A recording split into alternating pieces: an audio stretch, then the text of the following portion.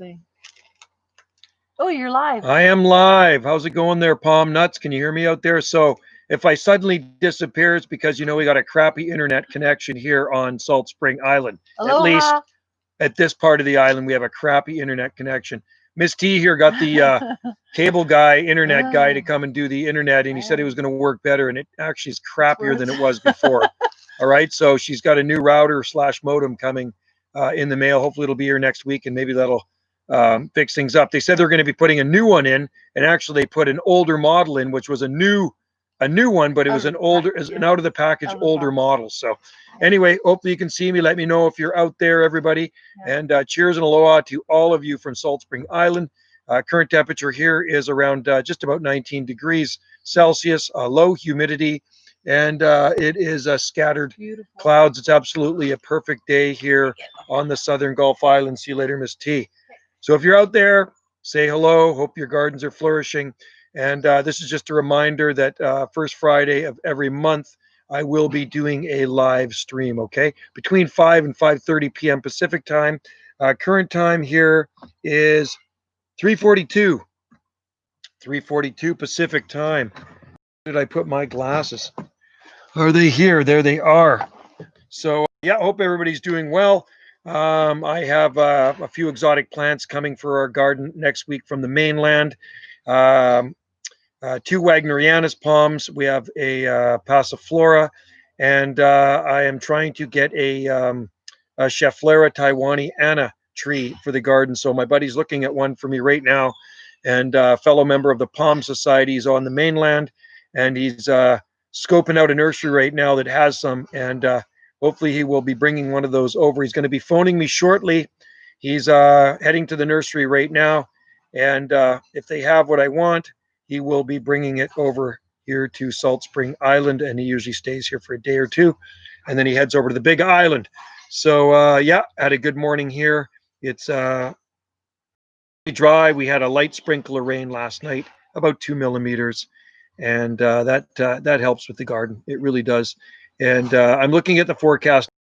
It's seasonal temperatures, and I do see a chance of scattered showers in there, which is just fine by me. I do like the rain. The garden has never looked better. It really is happy, the garden. You can see the palm behind me flowering up there for the first time. I grew that one from seed, and she used to be in the shade for a long time, and now she does have flowers on it. So anyway, other than that, I put some goldfish in the pond today. The last of our goldfish got eaten by the raccoon, but I caught the raccoon and I let him go somewhere else on the island. So I went to the store today in town and I picked up 6 goldfish. I put those in there and I put a fine mesh over top of the pond. It's a small pond in our upper garden. Wendy and I put that in quite a few years ago. But, I was so happy to see one of the goldfish made it through the winter time. The other ones got scooped by the raccoon earlier on, but one made it. And then in the last couple of weeks, the raccoon ate the last fish. So I picked up half a dozen tiny little goldfish, and I put them in the pond today. You can see a video of that. Wendy's going to upload it to her channel. She's going to edit it. Releasing the goldfish. It's interesting when you buy goldfish when they're indoors in an aquarium, and I didn't know this. I'm not a fish expert. So they scoop them out and they put them in a plastic bag for you. And the guy at the fish store says you have to submerge the bag in the pond, open the top up, and leave it there for an hour to kind of acclimatize them to the cooler water temperatures. When I got the baggie with the water in it from the fish store, it was actually quite warm. So I put it in there, and an hour later, I let them into the pond, and they all swam away happily. So the pond is probably about 7 feet long and maybe 3 feet wide, something like that. It's very small, and it's very, very shallow. It sometimes in the worst winters might get a little skim of ice on the top of it, but the fish like it in there. But with the fine mesh on top, it's kind of like a fish net. Hopefully keep the raccoons at bay, and they won't be eating up our fish. I don't know if any of you guys grow fish out there, or grow fish, have fish out there, but I think they're nice in the garden, in a pond. Koi, a good buddy of mine had a beautiful koi pond for years, but now that he's got grandkids, and his pond was quite deep. I think it was probably about 6 feet deep. He actually got rid of the pond, sold the koi, got rid of the pond, filled it in, and now he's probably going to plant some more bananas on it. He's got some big palms in his garden, but He was talking about some bananas. He's worried about the kids falling in the pond. And anytime you have a pond or a pool, it is probably a wise idea to put a fence around it and keep it secure so kids cannot get in there. Well, hopefully you guys are having good weather. The weather, like I say, has been just superb here on the southern Gulf Islands. It's not cold and it's not hot. It's just right. And the humidity is low. I didn't look, but right now it probably feels like it's in the 40s, low 40s percent humidity. So not too shabby. And like I say, it is 3:46 p.m. Pacific time here in the North Pacific. And Monday tomorrow, back to the grind. The worst day of the week for me. As much as I love my job, I really don't like Mondays. I find the weekend goes way too fast for me. So I don't know about you guys, but it goes really fast. And the next long weekend will be probably August 1st for us.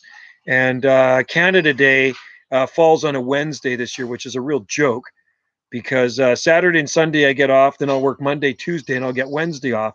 It shouldn't be like that. They should have it either on a Monday or a Friday, but it falls on a Wednesday, Canada Day, July 1st. It's kind of like your July 4th. We have the fireworks and everything here, so. But well, that's good. It's nice to see that there. Oh, there's the weather follower. I was going to say, looks like everybody's out there in their gardens today. Hello, how's it going, buddy? I thought everybody was out there in their gardens. I didn't see anybody, but weather followers first on the board. Good to see you there, bud. Hope everything's well in your part of the world. And like I say, if you just tuned in, it's very nice here. Sitting at around 19 degrees Celsius, low humidity, and it is just a beautiful day on the southern Gulf Islands. Last night we had 2 millimeters of rain, and then woke up to sunshine. It's nice when it rains at night and you wake up to sunshine, and it's really good for the garden. Unfortunately, the rain kind of brings the old banana slugs out.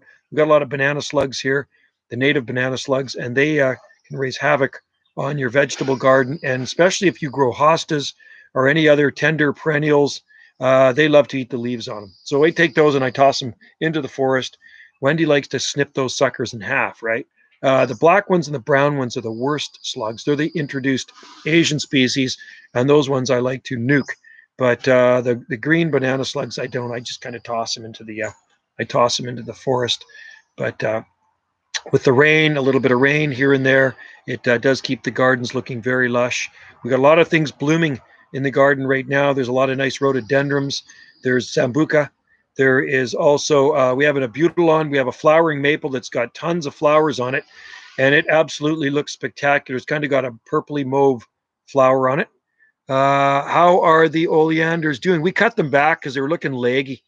We cut them way back because Wendy says those things are looking really leggy and they're shooting out all over the place. So they're quite tall. They were about 8 feet tall. So we cut them down to size, and stalks. There's like growth coming out everywhere. TTTLFC. I put a slug. I put slug pellets down. Yeah, good for you. Well, you know what? That's what I was talking about with Wendy. We got to get some Safer's slug bait, and Safer's is the natural stuff. So if your pets eat it, I think the worst is going to happen. They'll probably get a tummy ache, and it works really good. We had a beer trap out there, but I think what happens is slugs just get drunk, and then they call their buddies, and then they all hang around the beer gardens in our vegetable garden. They drink, they get inebriated, they go away. If we put more beer in and they come back, they call their buddies and say, hey, there's free beer. I swear to God, I did a test one time. I took a beer cap and I saw a banana slug. So I took that little beer cap and I put it down on the ground several inches away from the banana slug. And the banana slug came towards that beer cap and it drank everything in that beer cap. And the next day I put that beer cap down and I swear it was the same banana slug at that beer cap. They like Molson Canadian, I'll tell you that. So, and it was we got big slugs here. Banana slugs are huge. You can watch my videos on banana slugs. I've even seen them crawling up the side of the house. And they're harmless, but they will eat your vegetables. But most of the time, banana slugs kind of just stick to the forest. It's those black and brown Asian slugs. Those ones are nasty. They will eat everything. I'm looking down in the garden this morning. I threw a few of them out of there. They're eating holes in the lettuce. They're eating the cabbage. They ate the flowers off of our squash. Right? Wendy does not like slugs. Do you, Wendy? No. Wendy hates slugs. And like TTLFC says, they eat hostas. Did they eat your hostas? No, this year's not been so bad. I've got a lot of hostas in pots. Yeah. They do like hostas. Oh, they do. They like tender growth on plants. Oh, yeah. Like last year, they destroyed the hostas. This year, it's not so bad. We're lucky we don't have snails in our particular garden here. Is there snails here? Oh, yeah. Big ones? Yeah. Okay, because in town, man, there's these huge snails. And they're like escargot, man. They're massive. I didn't know. Wendy says we have snails. Oh, okay, cool. I didn't know. Well, it's actually not cool. Can't wait until you post a video of a cougar. Well, I hope to see a cougar one day. The only cougars I see around here are the two-legged ones, and you can usually hear the two-legged ones coming because you hear their costume jewelry jingling, right? And you look around and it's probably some 50-year-old broad coming up on you, sneaking up on you. We got a lot of cougars here on Salt Spring Island, so watch it if you come to this rock. I've seen where they've been in the forest. I've seen them kill deer. Like I've seen the deer kill from cougar, but I've never actually seen a mountain lion. And there are mountain lions on Salt Spring Island. And like I say, here comes a cougar right now. Get over here, cougar. Yeah, get over here, cougar. I'm eating chocolate. She's eating chocolate. Hey, you got chocolate? There's a cougar right there. Prime example. This woman is 4 years, 3 months, 23 days older than this guy. Okay, so that's a bit of a cougar. I'm a 59er. She knew I grew palm trees. She says, I want that guy that grows palm trees. Actually, Joe was born in 64. She already grew palm trees. I just turned 60. What? You told me you're 48. Liar. That's a cougar right there. So that's the only cougars I see are the two-legged ones. But you know what?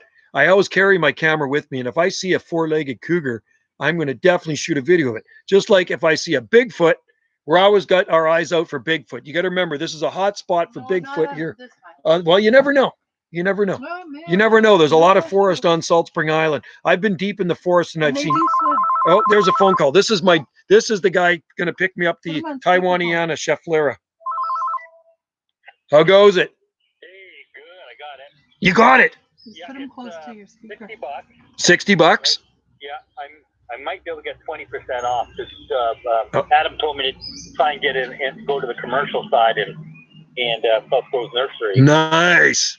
I might get 20%. Oh, that's awesome, Phil. Okay, the plant itself. Yeah. I guess 3-gallon pot. I guess. 3-gallon. Okay, Cheflera Taiwaniana. Oh yeah. Just let me tell you right now. Okay. Dan Hinkley collection. Hardy Cheflera, yeah. Oven foliage. Light 6 hours plus direct sunlight. Perfect. Full sun. Nice. 6 hours plus direct sunlight. Yep. Partial sun, 3 to 6 hours of sunlight. So sweet. Water regular, evenly moist soil, weekly or off. Okay. Nope. That's good. Average size, fast growing, reaches 12 feet tall. Nice. Wide. Wow. Oh, great. Great. Bloom. Hey, palms aloha. Late summer and early fall. Hardiness, zone 710. You're okay. Oh, I'm fine. We're zone 9A here. And average minimum temperature is 0 to 10. Oh, perfectly hardy for Salt Spring Island. Yeah. Tell Phil to say hi to everybody. Hey, I'm doing a live stream right now, so say hi, Phil. This is my buddy Phil from the Palm Society. Oh, okay. I will let you go. And Wendy, that was the best clothes. If that's what Kathy does, she hangs her clothes. Oh, does she? On around, yeah. Here, I'm going to pass you to Wendy. Yeah. Okay, thanks, Phil. So come out this week and bring that Cheflera and you got Wagneriana's palms. Yes, I do for you. You're an awesome guy. Okay, thanks, Phil. I appreciate it. Okay, here's Wendy. Here she wants to say hi. Oh, Hey, that was my buddy Phil. Okay, that's Phil in the Palm Society, and Phil just hello palms aloha. And Layla, I have a tree cypress, 2 of them. I water every day. Sweet baby Jesus, you gotta like those tree cypress. That must be Taxodium distichum.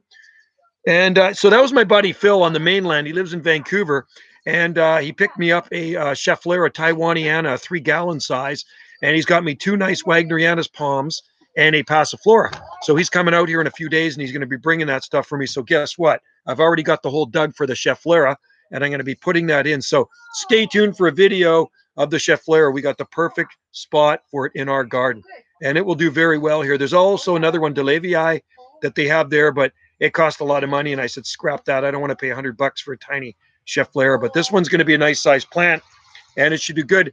And 2 more Wagneriana's palms going to be planted in our garden next week. So stay tuned, folks. We'll shoot a video of that. I think what I'm going to do when I plant those Waggy palms, I'm going to put them next to the other ones. So when they flower, we'll get some pure Waggy seeds and no hybrids. And if there's any male Fortuna flowering nearby, I'm going to cut those flowers off. I want to say something. I want to thank you all, you guys, for tuning in. I also want to say something. If I cut out at any time and I disappear, it's because the connection is really crappy. And I usually, when I'm about 15, 20 minutes into this, maybe 30 minutes into it, it kind of dies on me. It says connection has been done, finished. So it's not that I'm being rude and just disappearing on you. It's because the internet connection here is crappy. Okay. Palms, great. Do you grow jacaranda trees? No, jacaranda mimosifolia will not grow in this climate. I've grown a lot of them from seed. Oh, who else is in there? I would love to see the Trachycarpus seedlings in your greenhouse. If you have a chance, could you post? Yes, we have thousands of them in there. We will do that, weather follower. I'll do that when I get off here. I'll shoot a video for you. Yeah, jacaranda mimosifolia ends up getting botrytis in the cooler late fall months. And I grew a lot of them years ago when I worked at a nursery here. And I sold some to locals and I experimented with a few, and they're just not hardy in our climate. They're a waste of time. You're best to grow Albizia julibrizin, the hardy silk tree, and they grow just fine here. And they still have those nice fine leaves on them. Weatherfeller, by the way, do you have to water your palms which are under the plastic lid? Not often. I check them every few days, and I water them maybe about twice a week, something like that. And I give them a light water because the plastic lid actually keeps the humidity in there. Those acrodomes, they actually dry out faster, believe it or not, without the plastic lids on them. And the reason I keep the plastic lids on too is to keep the mice out of there. I got traps set at all times because the mice Trachycarpus seedlings. They've ripped out a few of my sables as well, but they really love to eat the seeds off and the roots, and they'll kill the palms. So a trap set at all times for those little rodents. They're a real pain in the butt. There's always pests around here, right? Like the climate here is awesome, really, for gardening in Canada. You can't beat it. But we do have pests. We do have our drawbacks too. We have deer. We have raccoons. Raccoons dig a lot of stuff up. We have banana slugs. We have Asian slugs. We have rabbits, which were recently introduced to the island about 5 or 6 years ago. Maybe even more, maybe 10 years ago they were introduced. And yeah, those are the pests on our island. So if you want to grow a good garden, basically you have to fence it off and some tender perennials with tender leaves on them. You have to go on slug patrol and those suckers out of the garden. Just toss them into your neighbor's garden, or you can kill them. I'm just teasing you. Don't toss them in your neighbor's garden. We really don't have neighbors here, so we can't do that. But slugs are make a real mess of the garden. I'll shoot a video of those palm seedlings for you. Sorry, I have to go. Weather follower couldn't stay. Okay, weather follower. Thanks for coming in there, buddy, and we'll see you next time. Layla Riley. In 4 years, I'm going to rent a house, and I have an interview in January. So South Florida. Maybe do you know the price of homes there? I'm not sure. Oh God, they'd be expensive, I bet. South Florida. You got to remember, I'm a long way from Florida, Layla. I'm up here in the North Pacific. I'm on a small island out in the Pacific Ocean. Okay, so Florida is farther away from me than Hawaii. All right, that's why I fly to Hawaii from here. I've been to Florida, but it's a long way, and I actually had to stop at Fort Worth Dallas Airport and then get on a connector flight to Miami. So Florida is a long way away from here. I'm guessing houses are probably pretty expensive in southern Florida. But hey, just think of the things you can grow in Florida. You can grow a lot of stuff there. I hear they get a lot of heat and humidity in the summer. I was there in the winter months. It was actually quite cold when I landed there. Believe it or not, when I landed in Miami, it was February 1996, about the 20th of February, maybe the 18th of February. And it was cold. It was in the lower 50s. And it was raining out. But the next day I woke up and it was quite warm and sunny. It was actually, but it was humid. Go to Canada area instead of it's cheaper. Cancun. Oh, Cancun. Palms. Yeah. I've been to Cozumel and I've been down the Baja. But Cancun, if you like Mexico, then yeah, go to Cancun. We're Maui, we're Hawaii people. So, but I know a lot of people love to go to Mexico. Unfortunately, I find Mexico, it is cheaper. Some areas can be kind of sketchy, but I know there's some nice areas in Mexico too. One of my good friends here actually has a place in Mexico, and he stays down there for 6 months of the year in Sayulita, and that's on the west coast. I think it's just north of Puerto Vallarta, and they absolutely love it there. My youngest son went down to Sayulita about 3 or 4 years ago and absolutely had a blast. down there. He stayed with his buddy down there for 2 weeks, and had a great time. So there's some very nice places in Mexico. And one of the guys I work with goes to Malaki, Mexico, which is, I think, south of Puerto Vallarta. He goes there every year, and he absolutely loves the place. It's cheap, and well, a lot cheaper than Hawaii, I'll tell you that. You tried Mazatlan? Tons of Canadians there. No, never been to Mazatlan. I've been to Hawaii about 26 times now. I'm a Hawaii nut. I like Hawaii because I like the culture there, right? I like the culture. I like the climate.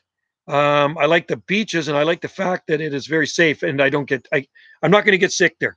That's the thing. I got sick last time I was in Mexico, and Wendy's sister got very sick when she went down to Puerto Vallarta last year with her friends. They actually all got sick. I don't know what they did. If they ate something washed in the water, or they drank some water, which you should never do. But no, but they all got sick. So I think she's going to go to Maui next time. Maybe try some Kihei Maui out and see how she likes that. But I know, like Palms, you say Canadians in Mazatlan. If you go to Malaki, half of Salt Springs down in Malaki. I remember years ago, about 25 years ago, a guy was showing me his photos, his holiday photos in Malaki, Mexico. And I said, man, are you sure you didn't take those on Salt Spring Island? I pretty much knew everybody in his photos. They call that Salt Spring Island South, Malaki. So I have a couple of friends that have places down in Malaki, and they love it down there. It's cheap, and they have a good time. And that's all that really matters, as long as you have a good time. Yeah. Yeah, and that's why I go to Hawaii. I was married in Hawaii twice, believe it or not. I was married on the island of Oahu at the base of Diamond Head in the summer of '86. And second time around, that first marriage lasted over 26 years, and it was a great marriage. And like I say, we're still best friends. And then the second time, Wendy and I got married on Maui, coming up 4 years. We got Maui'd, which was really nice.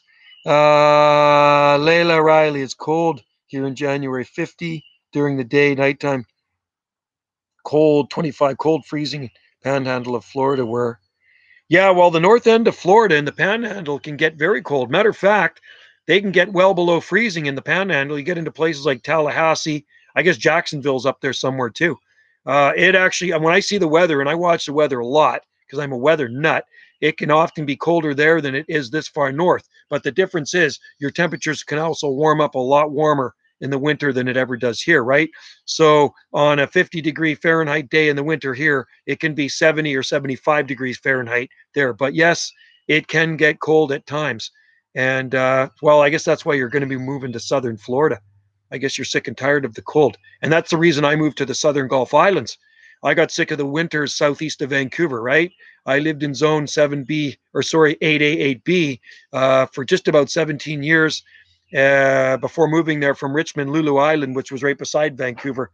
And I got really sick of the winters. I couldn't handle it anymore. So I packed up my stuff and I came here just about 3 decades ago. And no turning back. What islands in Hawaii do you like the most? Best to worst. Hello from Kentucky, Rocky Clemens from the Bluegrass State. Good to see you in there, bro. What do I like the best, Palms, about Hawaii? What islands do I like the best? Well, I've been to Oahu, where Waikiki and Honolulu is. I've been there 20 times now, okay?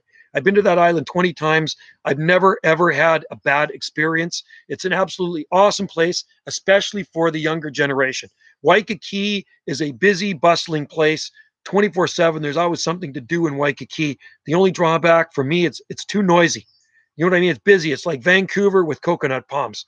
So once I got a taste of Maui in 2012, Wendy went there. Then I flew down and met her a week later, and we stayed in Maui and Kihei, and I absolutely fell in love with it because it was so quiet. And there are quiet areas on Oahu too. It's not all about Waikiki and Honolulu. If you want quiet, go to the North Shore of Oahu, and there's some beautiful areas there too. So it's expensive. The drawbacks of Hawaii, it is very expensive. Okay, it's not a cheap place, but you get what you pay for. And Maui, once I got a taste of Maui, we went back many times more. We go every year. So 2012, we went to Maui. 2013, 2014, back to Waikiki. But every year since, we've been back to Maui. And we stay in Kihei. And the benefits of staying in Kihei, it is very dry there, okay? It is 9 to 10 inches of rain annually. It's where desert meets the tropics, all right? So it is an absolutely beautiful area. You can see massive agaves growing with coconut palms, and opuntia cactus trees are running wild on the the roads in certain areas, right? So we love it there. But yeah, the only drawback, it's expensive. Maybe not so bad to fly there from here, but once you get there, the spending money, the drawback when you go to the States is the American dollar is worth a lot more than the Canadian buck. So I got to save a lot more to go to Maui, but well worth it to me. And we stay for a month in the winter months, and it's absolutely beautiful, and I never tire of it. And we'll be there early November, early December. Anyway, so stay tuned for videos from Hawaii. We stay in the same condo every year, and it's an absolutely beautiful condo complex. And it's mostly the gardens I like there. I really love the gardens around this condo complex. It's one of the first condo complexes in Maui, in Kihei, right across from Kamioli 2 Beach. And we have a lot of friends on Maui. We have so many friends on Maui, so it's always nice to get back there. It's like our second home, and to chill with our friends on the beach. So that's what I like about Hawaii. But like I say, the drawback is probably the price, the cost. There, everything is very expensive because you got to remember the Hawaiian Islands are the most remote islands on the face of the earth. If you didn't know that, okay, they're more remote and the farthest from land than any other island on the planet, and that's what draws me to them as well. So that and the culture. It's not like I'm in the U.S. anymore. It's like I'm in another country, and I absolutely love it there. And I have a lot of Hawaiian friends there, and we stay in touch with them even on Facebook here. So that's what draws me back there, and just the culture and the history. And they're very spiritual people, the Hawaiians. I really like them. And if you respect them and their land, they'll respect you. But if you don't respect them, they're not going to respect you. Trust me. Good afternoon, Mike. West Coast. Can you grow Italian? Oh yeah. Oh yeah. Anywhere in BC, there's tons of them here. Yeah, there's lots of Italian. We have one in our garden here. I grew it from seed. You know what? Years ago, a lady brought me a bunch of Italian cypress seed from the French Riviera.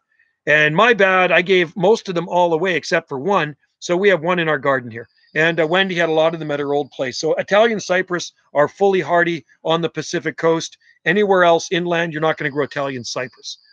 I see we're still live streaming at 21 minutes into it. So remember, folks, if all of a sudden I go dead and I'm not here anymore, it means my stream ended. The connection is poor on the internet.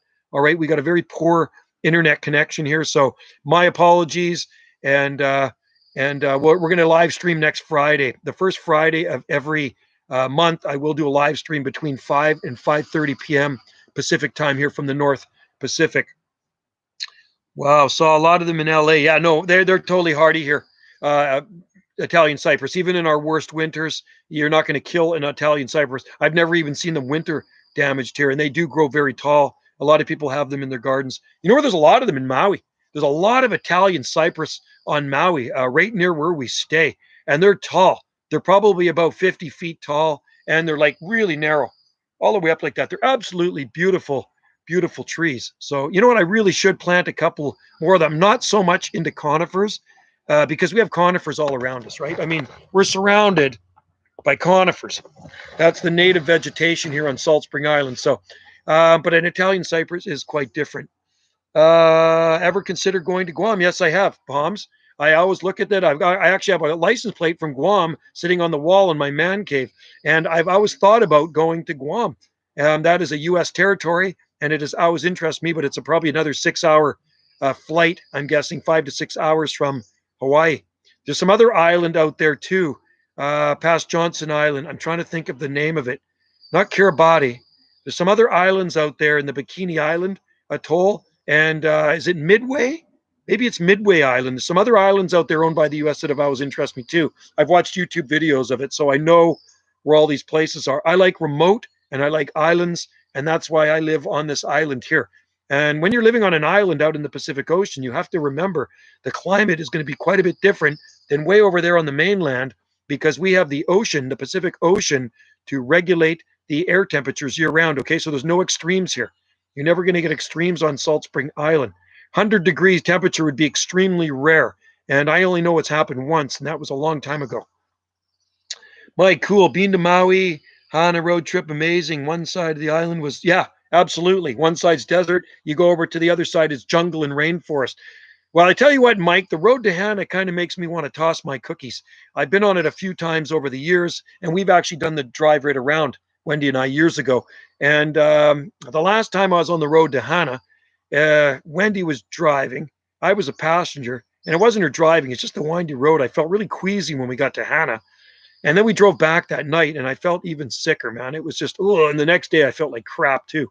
So I don't know if I'll be going to Hannah anymore. We usually we go to Baldwin Beach, and we like to go to the EL Valley, and we go up to Kula Lavender Farm because it's a botanical garden, up to the winery, and we hang out a lot on Little Beach. Okay, that's where we love to hang out. There's McKenna State Park, there's Big Beach and Little Beach, and we like to hang out on Little Beach and get that all around tan, if you know what I'm talking about. So, and all our local friends hang out there too. You can see all my videos on Little Beach if you want. I got lots here. If you go to my other YouTube channel, most of them age restricted. Trust me. If you go to my Jungle Joe C channel, you can see lots of Little Beach videos there, but you have to sign in to watch them. All right. And it's mostly of our sand art. We actually do sand art there every day when we're there, and it's kind of fun. But yeah, we will be going to Maui. It'll be November, early November, and so I take a break from it here. I will shoot videos on Maui and I'll upload them when I get back. Sounds a little similar to the Canary Islands in the Atlantic. Their desert in the South Green North. Yeah, it's amazing. It is amazing. And it's like these islands here, we're in a rain shadow. The Southern Gulf Islands are located in a rain shadow. Okay, so we have native cactus here and lots of succulents growing, and lots of manzanita and Pacific madrona trees. That tree right up there, that's the beautiful broadleaf evergreen Pacific madrona. They finished blooming now, and we have lots of manzanita trees here. We have lizards, we have snakes. We are a very different place than the rest of Canada. Mike, thanks. Love the channel. Did you try kava? Oh my God. You know, we watched a show last night, a cooking show, and they're drinking kava. And it's awesome. I want to try it. I've never tried it. So we're going to try some kava, or at least if we can find it, we will try some kava when we are there. They're drinking it out of a coconut shell. And it's sort of some trippy drink.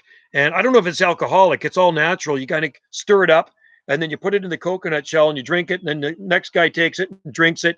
And he says his mouth felt tingly all over. It's supposed to be some spiritual trip when you drink that stuff. So I'm going to try it. I tried it like alcohol. Okay.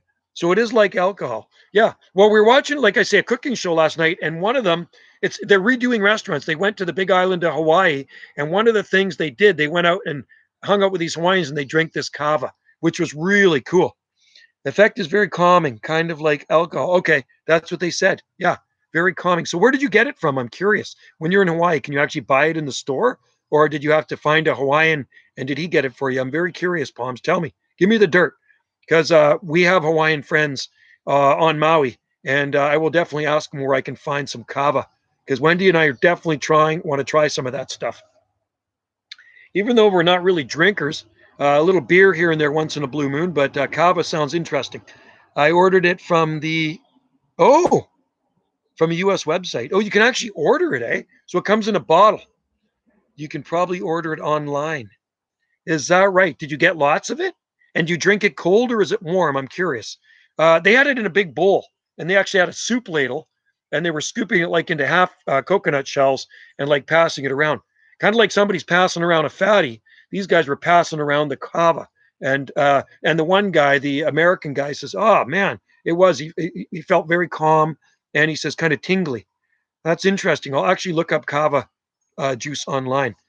Cold, I drank it. Okay, so you drink it cold. So is it refreshing then? And what does it taste like? Does it taste like coconut or what? I don't even know exactly what's in kava.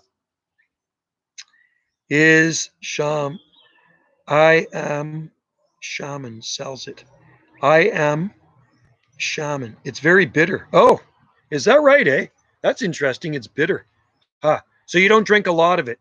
You only drink a little bit of it. He's talking about kava. Palms drank kava. Remember we were watching the show last night? And he said he bought it online. You can actually buy it online. He says you drink it cold. He says it's very calming. It's very bitter, but it's very calming. It makes you very calm.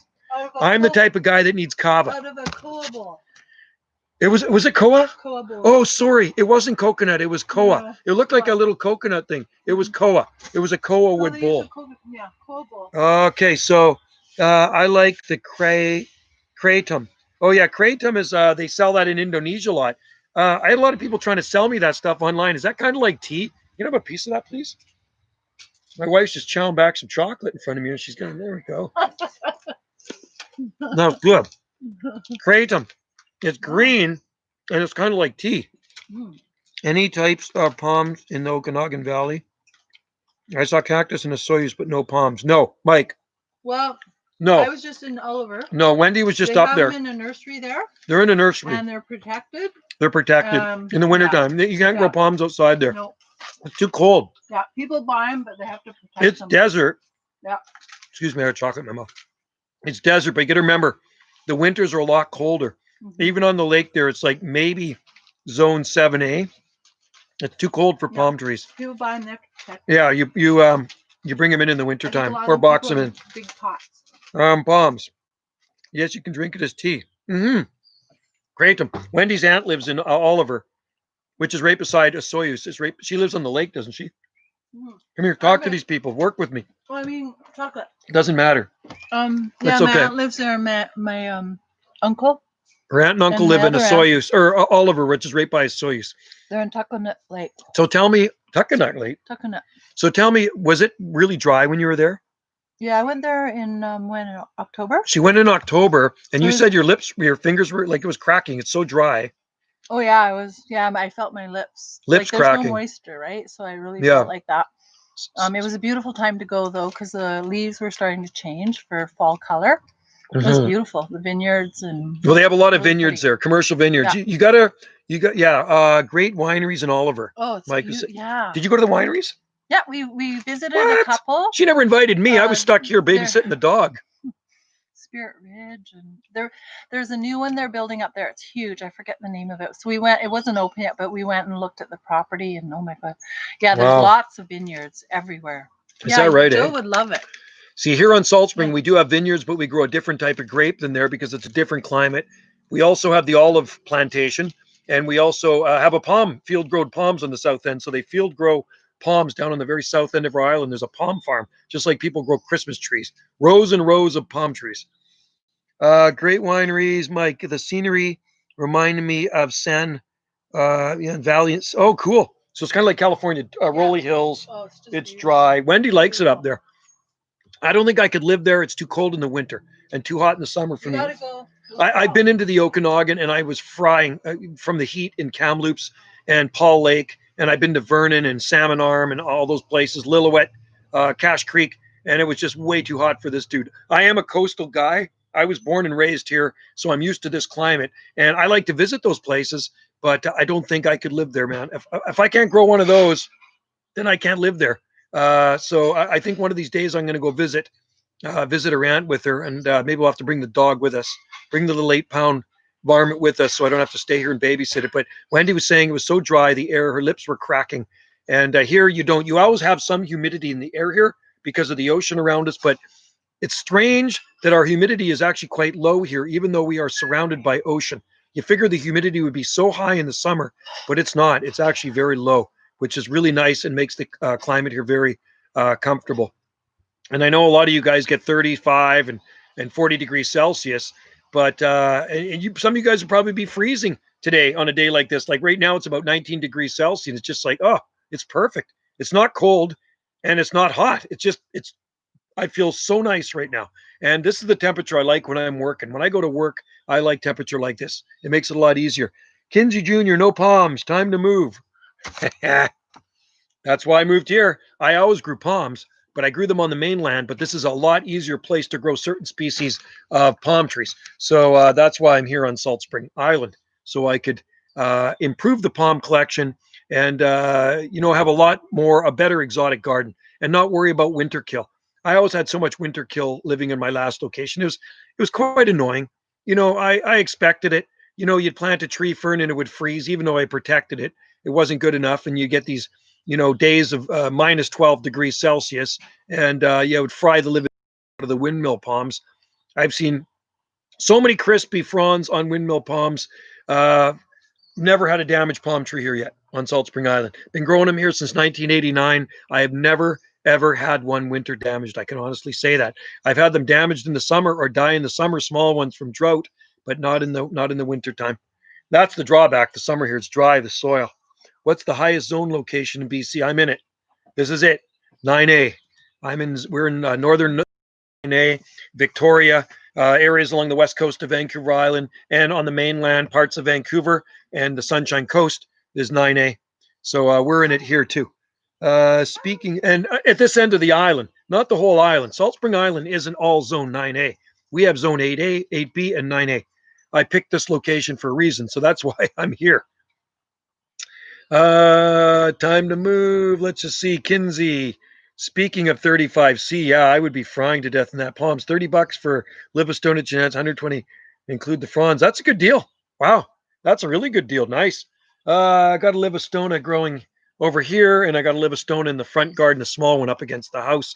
They do need some protection. They need a sheltered area here. So even though we're in a northern zone 9A, plant them in a sheltered location, and they will do well. Actually, for the long term here, believe it or not, too.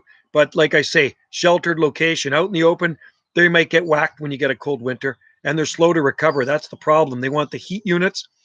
We don't have the high heat units. You're not going to get a lot of 35 degrees Celsius days where I am. I've recorded 35 degrees Celsius here, but down in the valleys, down in our south end valleys, you're going to get lots of 30-degree plus days, but not so much up at this end of the island.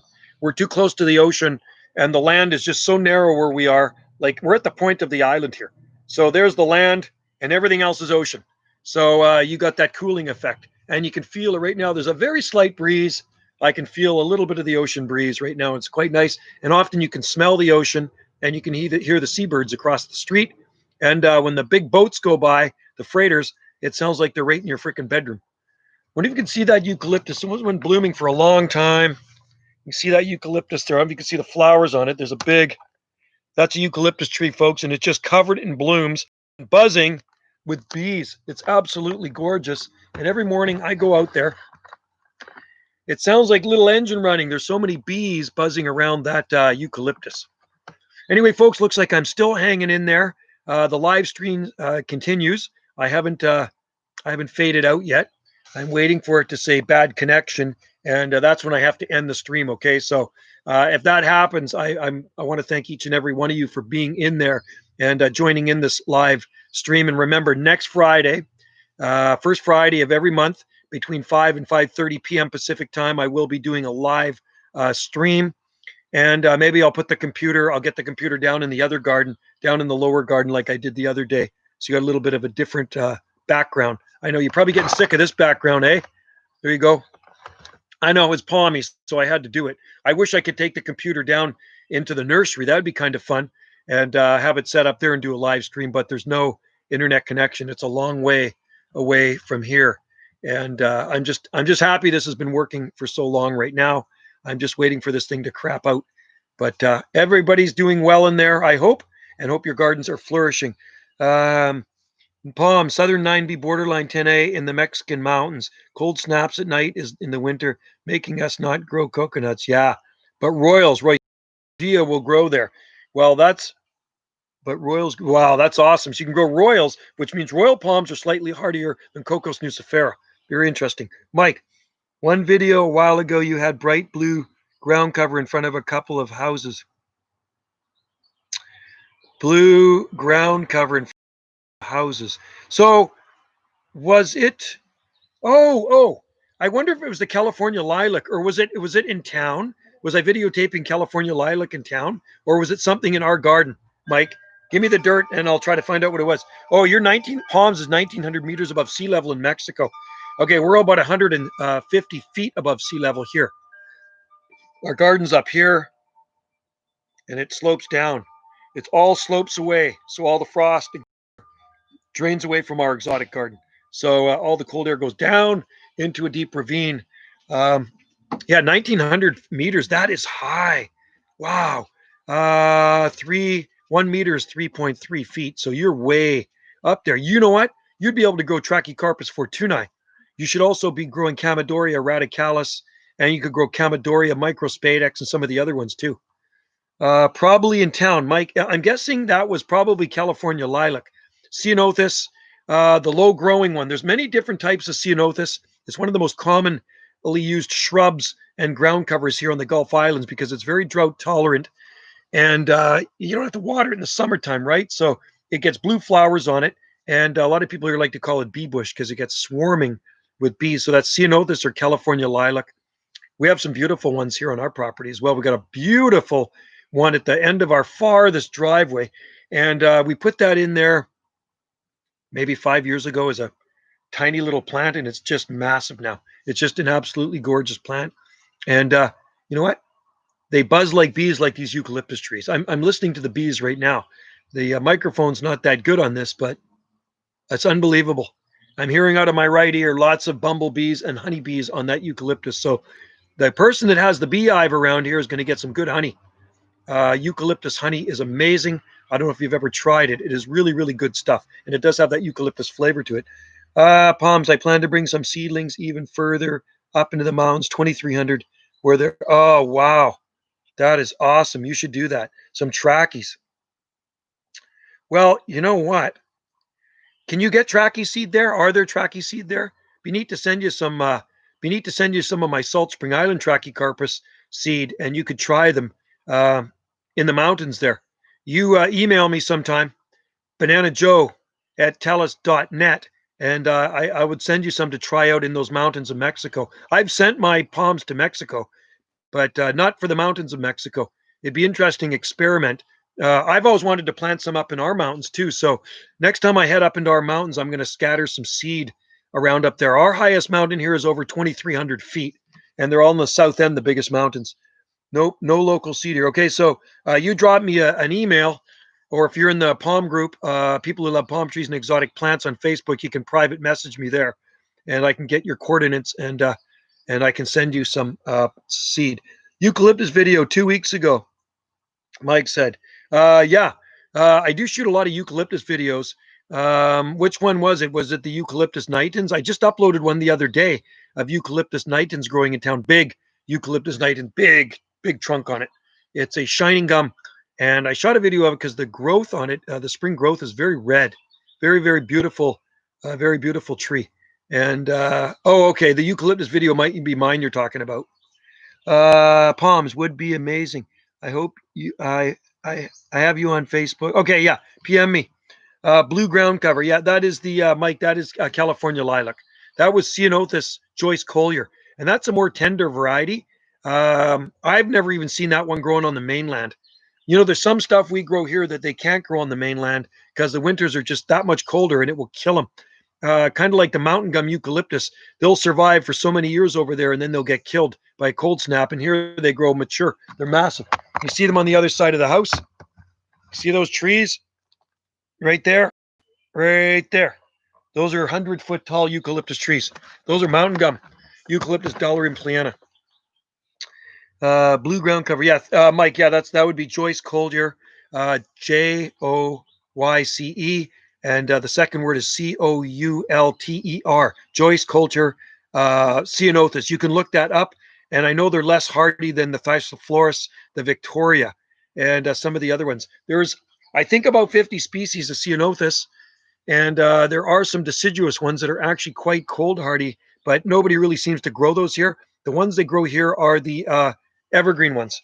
And they are, like I say, one of the most commonly used landscape plants on Salt Spring Island. They're used as hedges, extensively as hedges, and they will actually grow into a medium-sized specimen tree if you leave them on their own. I once had a 60-foot long hedge of them down our driveway many moons ago. I planted them back in the early 90s when they were small, and they got so big and so out of hand, I ended up chainsawing them down, and they started looking really messy. So I took the chainsaw to them, but they got big trunks on them. They were quite beautiful, but like I say, messy. So they're bent all over the driveway, and I couldn't get in with my vehicle because it was scraping along my vehicle. I was constantly cutting them back. So I fired up the old Husqvarna and I nuked those babies and planted more palm trees where they used to be.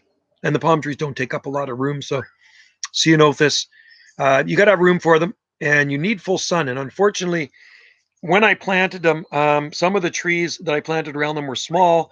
The redwood trees grew really big and casted shade on some of them, so they didn't flower as nicely. So it wasn't no point in having them. So that's why I cut them down, and I used them for Ceanothus firewood. Okay, looks like we're still streaming. Let's see if we can actually make it to an hour, folks. Looks like the connection is pretty good. And I hope you guys tune in on Friday. That will be nice. If it's raining out or the weather's crappy, I'll just do it inside the house. I'm looking forward to Wendy's studio gallery being finished. There's the back of it, right? Can you see that? Let's see. Where's the back of her gallery? Hard to see. I don't know if you can see that. It's hard to see over there. Anyway, Wendy's got a gallery over there. And I will set up inside there sometimes because there's lots of windows. And you can, I can get hopefully the internet in there, and then you can see all the plants around it. It's just an absolutely neat gallery she built. And it's surrounded by palms and exotica. And there's a really neat plant blooming there right now, a butylon. I don't know if any folks know what a flowering maple is. So it's got these big maple-like leaves on it. It's evergreen, and it's covered in these beautiful mauve flowers. And I think I have a video of it. If I don't have photos of it on Facebook, you can always go to the YouTube channel and see a video of it. But it's an absolutely gorgeous plant. So a butylon, we have a mauve one, and we have an orange one. And the orange one isn't quite blooming yet, but it is actually an evergreen plant here. And I put it in 2001. I planted that from a little plant that a good friend gave to me, and she's long gone passed away now, but it's from a plant that she had growing at her place on the south end of Salt Spring Island. So it's an interesting tree. So if you can get an abutylon, you get a hold of an abutylon, try a flowering maple, and you'll be very happy with the flower. It's a really exotic plant. I think they're native to the tropics and subtropics, but does very well here in some areas on Salt Spring Island. I'm going to say some areas because it's not going to grow in the coldest areas. And you got to remember, there are some pretty cold areas in the winter on Salt Spring Island. It's not all peaches and cream, folks. There are some areas where the lakes will freeze every year. We have one lake on top of the mountain, and you can skate on it every year, man. It's awesome. People go play hockey up there. It's up on top. It's not at the very top of the mountain, but it's pretty close to the top of the mountain. And I have videos of Wendy skating up there. We went up there. Down here was a typical winter day, about 46 degrees Fahrenheit. And we went up there, and it was absolutely beautiful, sunny, and a full-blown hockey game going on this frozen lake. And they had a nice little hockey rink made. They had their jerseys on, and it was fun to watch up there. And it's down on the lower levels here where the lakes are. We had 11 lakes here. None of them were frozen. It was business as usual for the fishermen out on the lakes in their boats. And they're not big lakes here, but they are nice lakes, and people use them for drinking water and swimming. And today I'm sure the lake will be busy, the one up here on the north end. A lot of people swimming in the lake. So I don't know where you guys get your water from. I'm assuming most of you guys get it from reservoirs.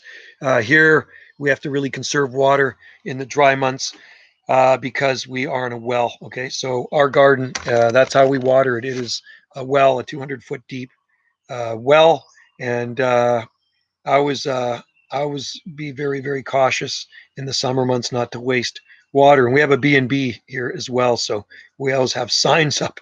Please conserve water. You get some of these people like to take a half-hour shower and drain the well out, which is not good. They haven't drained it yet, but it's always a thought that runs through the back of my mind. And the well kind of pumps into a 1,200-gallon reservoir, and we feed from that. And that's how I water the palm nursery. I watered the palm nursery this morning. The 2 millimeters of rain we had did not do anything really. It kept the dust down, and then it's totally evaporated when the sun came out. And living on a rock, it filters through the ground pretty fast, the rainwater. Even in the winter months when we get our most rain, you're not going to find any mud or mud puddles here. It goes right through the sandstone and shale so quick. So anyway, I don't think I'm going to stay on here too much longer. Who do we got in there? Jason, hello. How are you doing, buddy? Good to see you in there. I'll stay on here for maybe another 5 minutes or so, and hopefully it'll stay. The stream will keep going, and it won't cut out before I say aloha to all of you nice people out there. It's always good to see my palm friends in there from all over the world, and hope everybody's staying safe. I know things are starting to open up here on Salt Spring Island. It's still pretty quiet in town, but there are some tourists around. Where can you get your seed? You can get me. You can find me. Well, you can get me. You can message me on Facebook. You can message me through email, and on eBay I sell it. I'm always selling seed on eBay. I always have listings running. I've been selling on eBay since I think 2007 or 2008. So I also have listings running on eBay, but I have lots of seed in stock, good seed too. And so we have Trachycarpus fortunei left. I think we might have some hybrid seed left. So I'd have to look though. We got some seed hanging in seed storage right now, and I just have to check that out. Can you grow Trachycarp? No, you cannot grow it in zone 4, Jason. Trachycarpus fortunei in the north is a long-term zone 8B palm. Any other lower zone, you are going to need protection except in the deep south. So if you're in Arkansas, you could grow a Trachycarpus fortunei in zone 7B. Anything colder than that, yeah, in a bad winter, you're probably going to have to protect it. Zone 4, you'll never be able to grow Trachycarpus fortunei unless you box it in and put some heat in with it, right? So insulated, boxed in shelter and some heat. Go to YouTube and watch growing palms in Ontario or growing palms in Montreal, and you'll see exactly what they do in the wintertime in these colder zones. You got to remember Toronto's zone 6 and Montreal's zone 5. They get really brutal winters out there, and there are people that grow Trachycarpus, but they need to box them in or they will be dead. They will never survive those temperatures. It's way too cold for too long. Sun is blasting in here. I read an article where someone is successfully in zone 4. Yeah, I don't know. Long term, I tell you what, the biggest palm I knew of growing in zone 7, probably 6B7 in Wernersville, Pennsylvania, might be 7A, was a friend of mine, and he still lives out there, and he's got a rhapidophyllum and a sable minor. Planted his Trachycarpus in 1988. It grew to 20 feet tall, but he wrapped it up every year. He couldn't wrap it anymore. The polar vortex came and killed his palm tree. It's dead. So I grew palms in zone 8A, 8B, and I know what they can handle. I know the coldest temperatures a Trachycarpus can handle before they get damaged or killed. And there's no way zone 4, you'd have to wrap it up really good, man. You'd have to put a heck of a lot of blankets around it in zone 4. You'd have to put a around it. You'd have to put a heating blanket. That's what you'd have to put. As James Palms has video. Yeah, he does. James has them in Ontario.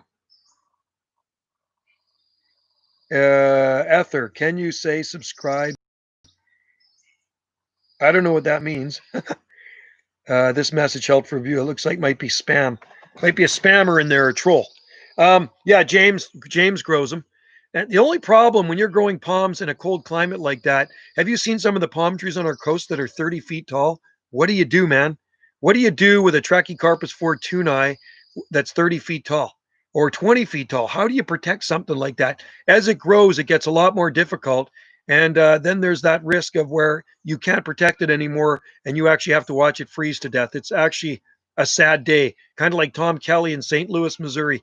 He had to watch his big palm trees freeze to death that were 50 feet tall. He protected them for years and years and years. So good on you if you can do it. And me, I would stick with smaller palms. If I lived in a colder growing zone, I would stick with Chamaerops humilis. Although some of those can get big, I would go for the smaller ones, Green Mound. And I would try Chamaerops humilis cerifera. I would also try Trachycarpus nanus, sable minor, and needle palm, Rhapidophyllum hystrix, maybe Sereno repens. Some of the heat lovers and Sable etonii, but I don't know. Trachycarpus, man, it's going to get big. It's going to get really big. So a lot of work there. Thor, can you say subscribe to Elo Erie? Subscribe to Elo Erie, EWYR. Anyway, yeah, well, I mean, there are palm growers like Mike Page, Coconut Mike used to grow them in Montreal, but man, the work that was involved to growing a palm tree in Montreal. There's also Benoit Quinal that lives in Montreal, and you can see his videos on there too. He does it for customers, and I guess that's his job. He does a landscaping business, and he goes around in the fall and he protects the Trachycarpus for them by wrapping them up and putting heat cables around them and stuff. But man, I don't know, what would you do if the power went out? So you're living in zone 4 and you got a 15-foot tall Trachycarpus and the power went out. It doesn't look good for a Trachycarpus at minus 20 degrees Celsius. Hopefully that's enough zones worth of protection on it to make it go through the winter. We can only hope, right?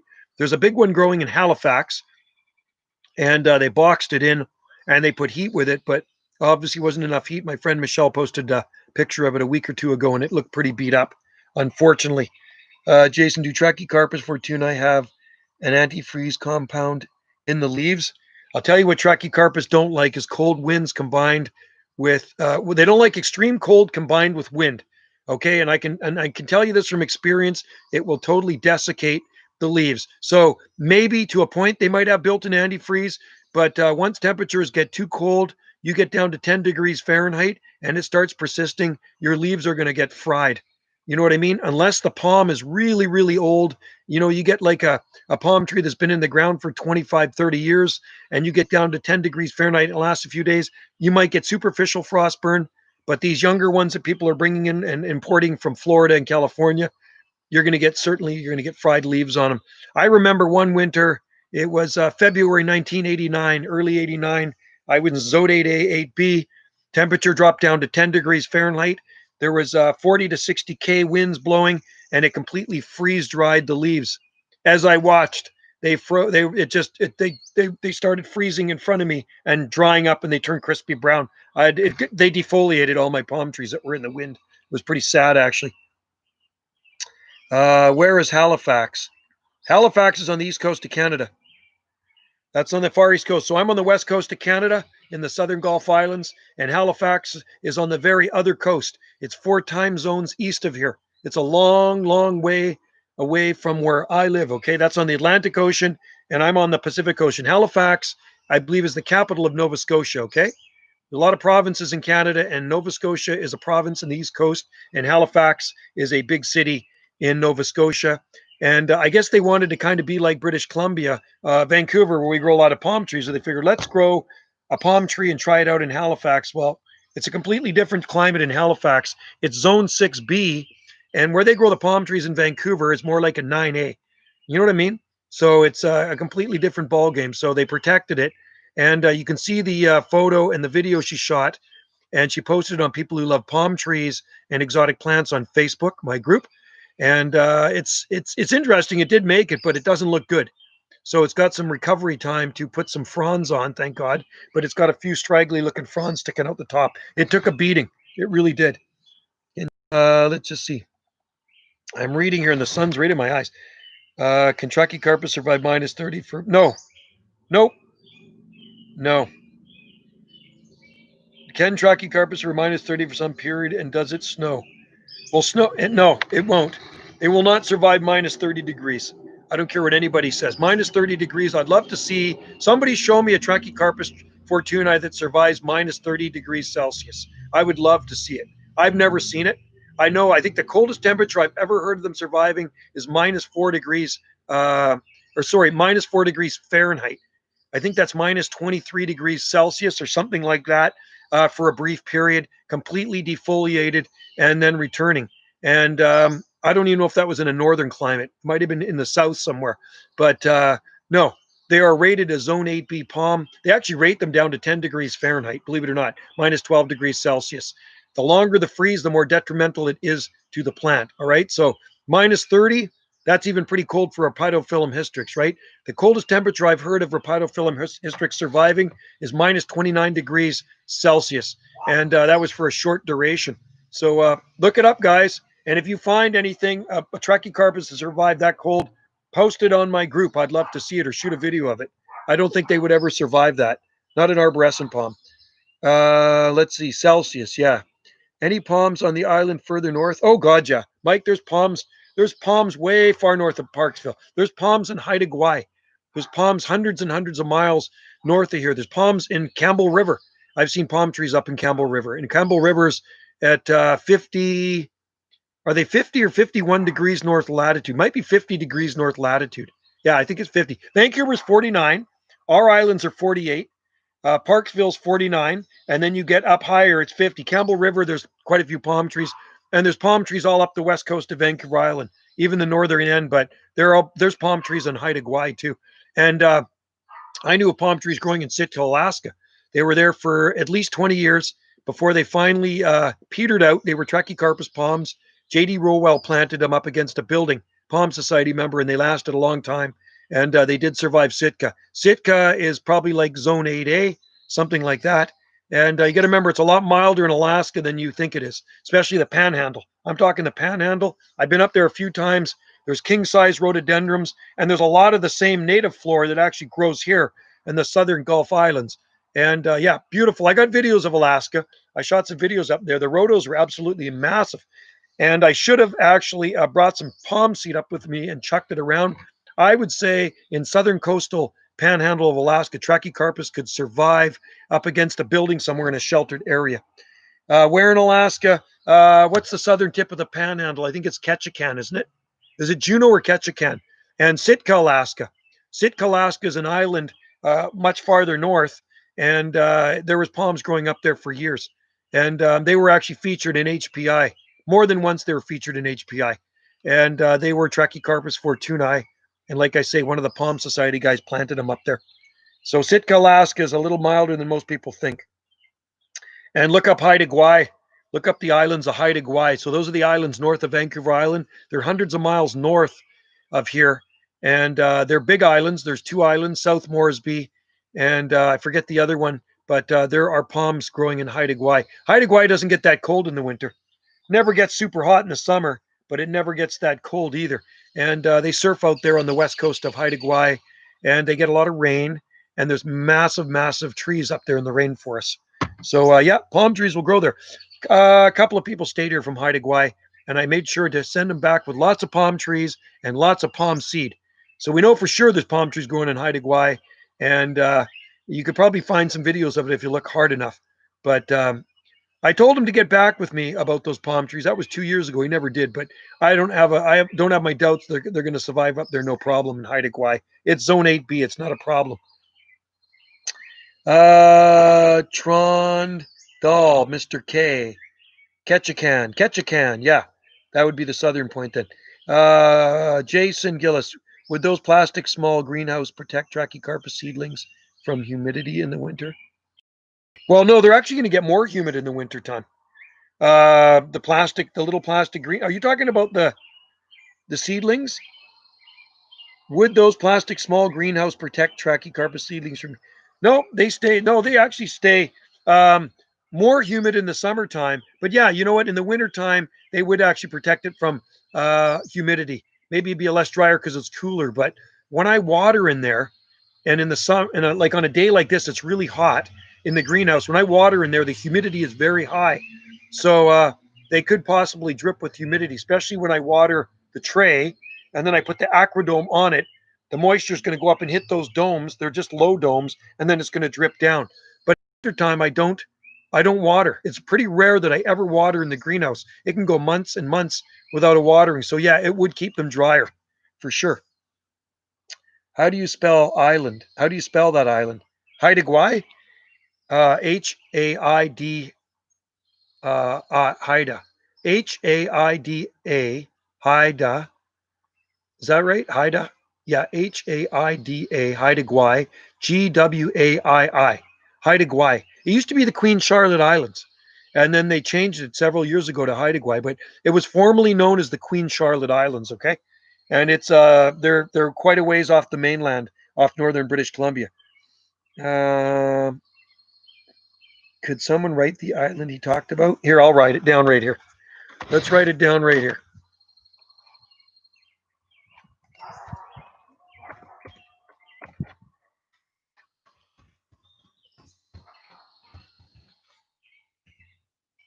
How's that? I think I spelled it right.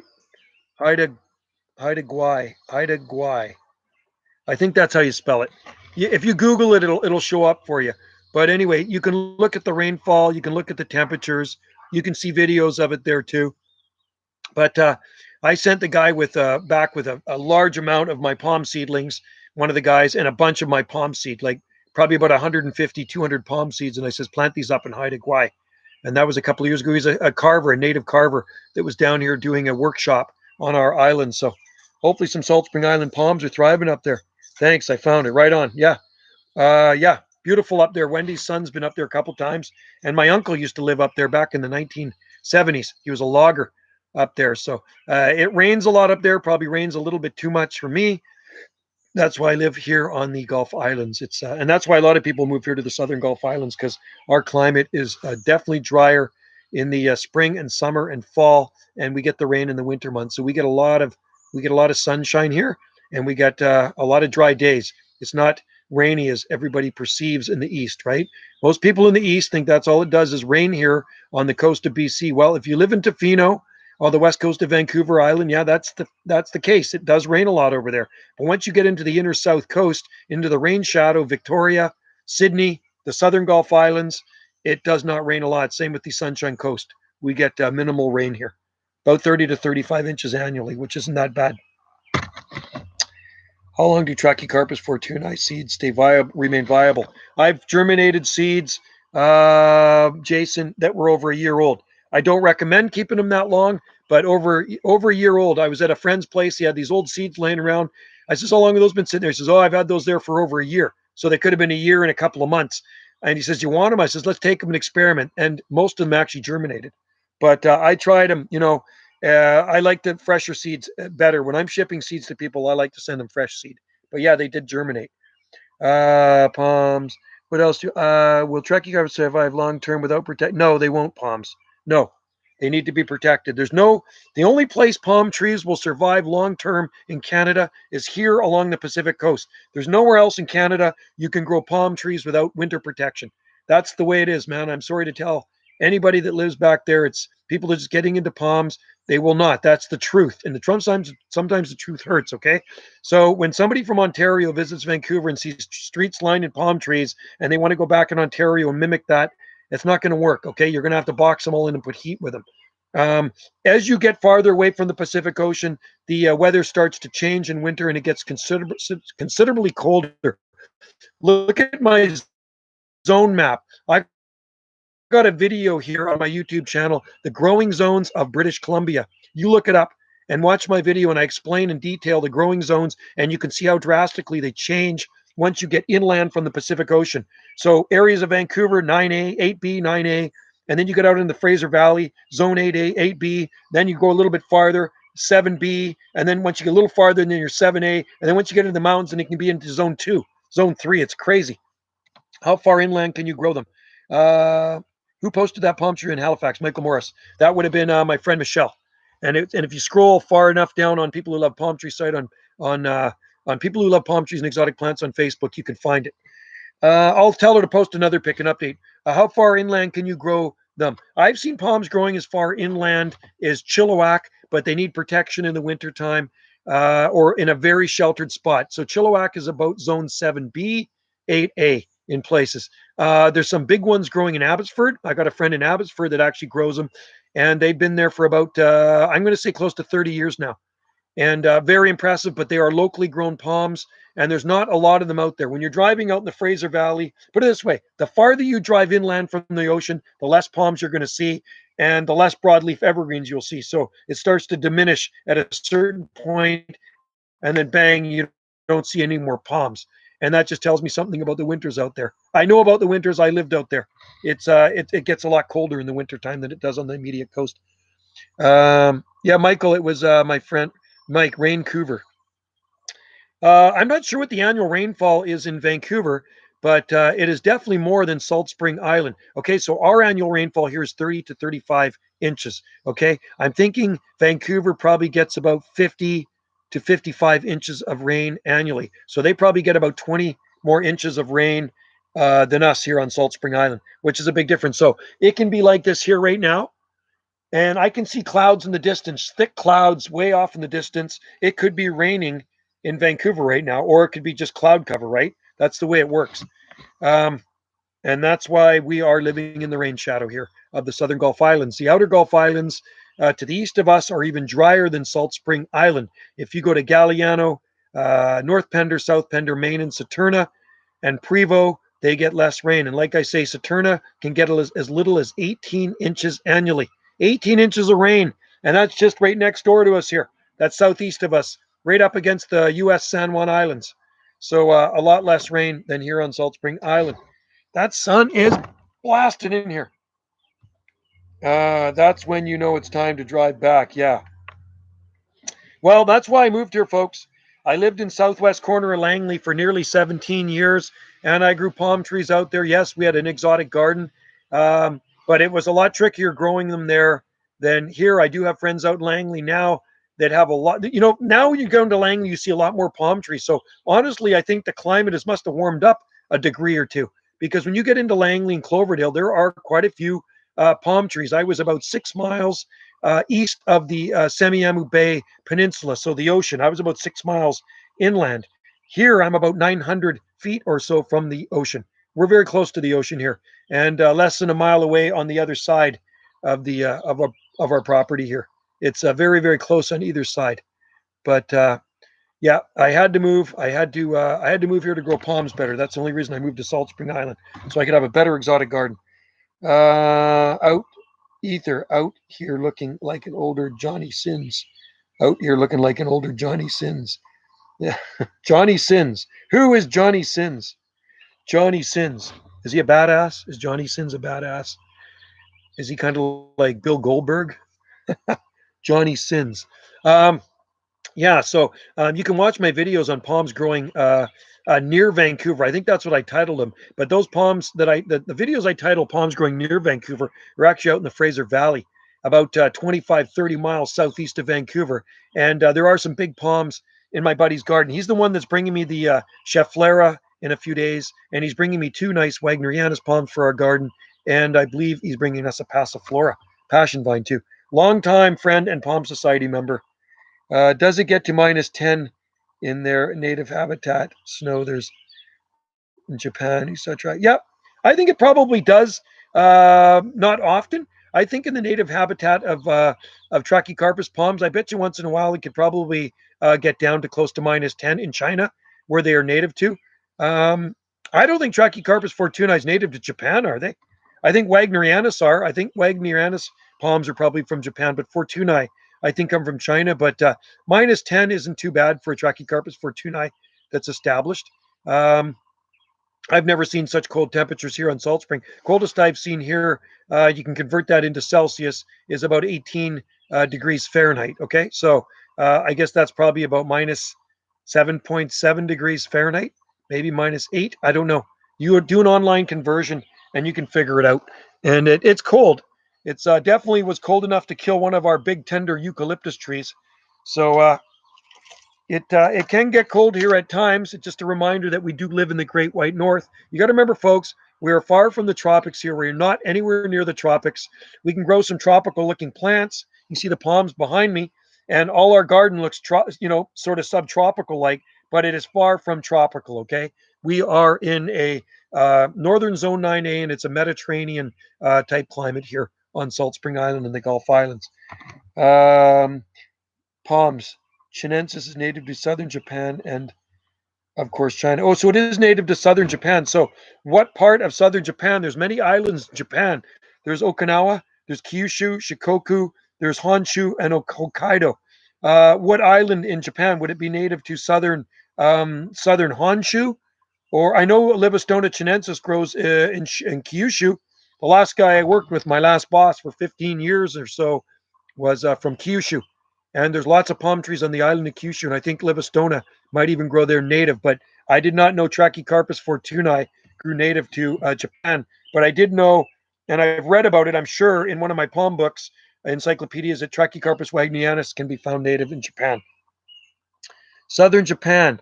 Tell me what part of southern Japan. I'm curious, palms. Like, what island would it be on? Would it be on the island of Honshu where Tokyo is? And you got to remember, Tokyo, the island of Honshu doesn't get that cold, but if you go up to Hokkaido, it can get a lot colder. That's the northern island of Japan, and they actually have these snow monkeys there. And I've never looked at the weather records there, but it's obviously not cold enough to freeze those monkeys. And I'm sure there might be some palms kicking around there, some Trachycarpus palms. It would not surprise me. Think about it. In my opinion, you should not be able to grow any palms anywhere in Canada. Okay, that's the way I see it. There should be not any palms growing anywhere where we are in Canada, but yet we can grow them. And another way I see it, if you live in a southeastern United States, like Tennessee or Kentucky, at that far south latitude, the street should be lined in Washingtonia robustia. It does not seem right to me when a place is at the same latitude as Los Angeles and you can't grow the same palms as them. But then you have to figure out, okay, Los Angeles is on the West Coast and it probably has that regulated effect from the ocean as where you get inland, and it's more like a continental climate, so you get extremes. And that's like here too. That's why we can grow palms, folks, because we are close to the ocean. The ocean enables us to grow palms, and that's what makes the climate just perfect here for certain species of plants, rhododendrons, hydrangeas. They're just superb in the Pacific Northwest climate, and of course Trachycarpus palms. I can't find the specific island right now. It just say it's native Japan, Taiwan, China. Taiwan too, eh? Interesting. Trachycarpus fortunei in Taiwan. I always thought Burma too. I always thought there was Trachycarpus palms in Burma as well. And there's also Trachycarpus tequil is native to the Himalayas. I think northeast facing slopes of the some parts of the Himalayan mountains, right? So they're way up there. Trachycarpus tequil. I think that's northern India, somewhere up there. So that's another good one to try. And also try Trachycarpus manipur. We have Trachycarpus manipur here, and we have some princeps seedlings coming up in the garden. I pushed them in beside the jubea. I may have to dig them out, but they're coming up in the garden. They're about this big. They didn't grow in the baggie method. I stuck them outside. Somebody says, they germinate easier outside. So I put the baggie. I just threw them on the ground beside the jubea, and now I see seedlings growing up there. So they're princeps. Yeah, which is very interesting. And I've tried Nanus before. They petered out in the summer, got too dry. So I'm going to have to try Nanus again. I got some seed from rarepalmseeds.com in Europe. I do have tequil seedlings too in the greenhouse. So I have to put those in the garden too. Nanus is the blue silver one. Nanus is a low growing palm, okay? Nanus is a low growing Trachycarpus species in the genus, and it doesn't grow very big. Kind of like a sable minor, right? Kind of like this dwarf, scrubby little palm tree, but reportedly very hardy. Be interesting to hybridize that with a Trachycarpus fortunei or a wagnerianus. Wouldn't that be something else to hybridize that? So anyway, folks, looks like my stream is still going. I said I was going to get off here a while ago, and I'm still babbling. I'll babble for a little bit longer, and hopefully the stream won't cut out. And I appreciate all of you in there. Like I said the first time, I'm going to say it again for other people that have joined in. Thanks for joining in this in the comment section there. I appreciate your comments. It's great to see you guys. And like I say, hope everybody's staying safe over there. It is very safe here on Salt Spring Island. And I noticed a couple of the restaurants have actually opened up. I went to town this morning, Wendy and I could see people sitting in the restaurant. And there's a few places that have opened up, which is kind of nice, the coffee shops. So things are kind of getting back to normal, but got to keep your distance still. Keep your guard up and just make like that it's still out there just to be safe, right? Do you have any other phoenix besides? No, we have the phoenix. You know what? And now I'm having my doubts. Okay, I'm having my doubts. Are they Phoenix canariensis? Somebody said to me, and I think it might have been Jane in Hawaii, that they are a phoenix cross. So they're a cross reclinata or a sylvestris with a robolini. That's what they might be. So, well, we're going to have to find out. I put one in the ground anyway, and we'll see how it does in the wintertime. And I have some nice ones in pots, and I have a few in the greenhouse as well. So we'll have to see how they do for the long term. They're actually growing very fast. They seem to like the climate here. That's a good thing. What is the bluish trachea called again? Maybe that would be princeps. I wonder. There's also Winson, Trachycarpus fortunei Winson. They say has kind of a silvery under frond side, but I don't know. We have Winson here. We have a nice one in the garden. It's got 360 fronds. It must be a Winson, and it's not silvery beneath. And we have a lot of seedlings in the greenhouse from Winson sent to me. So we have, I think, 2 or 3 flats of Winson seedlings. And excuse me, they seem to be doing quite well. And I'll plant some of those in the garden, and I'll probably sell some later on, and get some of those growing around the island. If you've seen the latest video I uploaded last week of the palms we moved at the pool, and it is Winson palms. Yes, cool. Jason, I bought a Trachycarpus seeds from Amazon, and I'm going to try and grow them in Alberta. I'll put them in the small greenhouse. Yeah, well, make sure you heat the greenhouse. If the pots freeze in the greenhouse, they will be dead. So heat the greenhouse, and they will be fine. But do not let it go too far below freezing. If the pots freeze, they will be palmsicles. That's what they will be. Anyway, the latest video I uploaded last week is the palm trees we moved at Rainbow Outdoor Swimming Pool Facility. They had to do some renovations, put in water pipes and electrical, excavated also. We moved 3 of the palms I planted there with a mini excavator. They are absolutely doing beautiful. It was a week ago, Friday, we moved them. And well, I uploaded another video, an update on them, and they look so good. Best way to move them, mini excavator, got all the roots, didn't damage any roots, and they are happy campers growing beside that pond. So I will keep you updated on them the long term. 360 blue, it said, yeah. Winson. That's a Trachycarpus winson. So, and the reason they call it the 360 frond is because there's the petiole. The frond extends from petiole to petiole, right? So it starts at the petiole and it goes right around. Unlike, oh, I got a really sore back, guys. Excuse me. Unlike this I showed you before, the petiole on this is here and the frond starts there, as where Winson goes right around to the petiole like that. So it's a really nice, nice looking palm. And we have a big one in the garden. I planted it in 2003 and it looks really nice and it's got 360 fronds. So, well, folks, I tell you what, I should probably roll soon because it is 5:06 and I should probably help Wendy with some dinner. I'm thinking we might have a barbecue tonight. It's a nice night for a barbecue. It's absolutely gorgeous out and it feels like the temperature has definitely gotten warmer. But I got this nice big patio umbrella over me and it keeps me cool in the shade. I'm sure some of you people are having some crispy, toasty weather where you are in the deep south. But at this latitude, it's not crispy, toasty. And when it does get crispy, toasty, I will let you know and I'll shoot a video of it. Crispy, toasty to me here is like in the 30s. And I just like, oh, I don't want it to be that warm when I'm working. But when I'm not working, it can be hot. When I'm in the garden, it's fine. Because you know what? We have a forest around us. And if it gets too hot, I can go into the forest or I can walk across the street to the beach and I can go jump in the ocean and cool off. Or I could drive down the road and jump in a lake. But I prefer the ocean. The problem is the lake. The beach access is so small at the lake down the road from us. It's I don't like sitting in there. You can't really social distance from people. You got to stay too close to them. So our beach across the street is very private and there's nobody there. And it's beautiful swimming. And the scenery is spectacular. All right. So, what do we have here? Palms. Tried Celerephoridii. That's the silver saw palmetto from Florida. I've never tried it before. It's 27C with 14%. See, I like that. 14% humidity. You see, 27C palms with 14% humidity is perfect. That's like a desert. You got to like that. High heat and low humidity is good. High heat with high humidity is bad.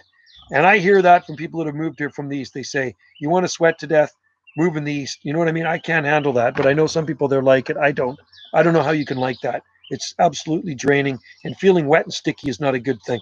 The silver saw palmetto, I see some nice ones growing at Lion Arboretum in Hawaii, but that one won't work here. I don't think it's hardy enough. I think it's somewhat cold tolerant, but not cold tolerant enough to grow on Salt Spring Island.